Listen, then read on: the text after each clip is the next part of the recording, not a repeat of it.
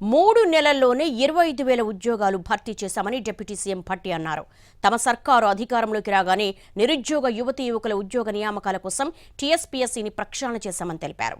Group 1, DSC తదితర ఉద్యోగాల కోసం ఇచ్చిన మాట ప్రకారం నోటిఫికేషన్ ఇచ్చామన్నారు ఆయన. ఉద్యోగ పోటీ పరీక్షలకు సిద్ధం కావడం కోసం రాష్ట్ర ప్రభుత్వ నియోజకవర్గాల్లో డాక్టర్ బిఆర్ అంబేద్కర్ నాలెడ్జ్ కేంద్రాలను ఏర్పాటు చేస్తుందని చెప్పారు. ఆనాటి కాంగ్రెస్ పార్టీ ఎన్నికల సందర్భంలో ఇచ్చినటువంటి హామీ మేరకు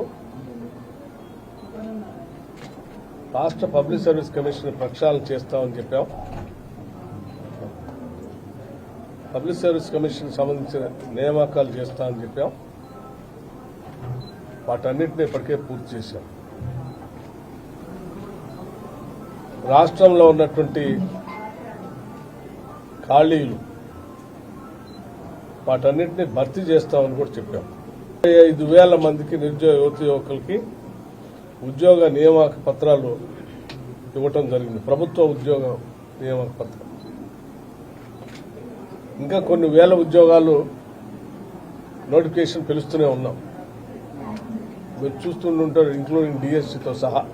అంటే బెస్ట్ లెక్చరర్స్ అవసరం అనుకుంటే దేశవ్యాప్తంగా ఉన్నటువంటి best of the best lecturers కూడా పిలిపించి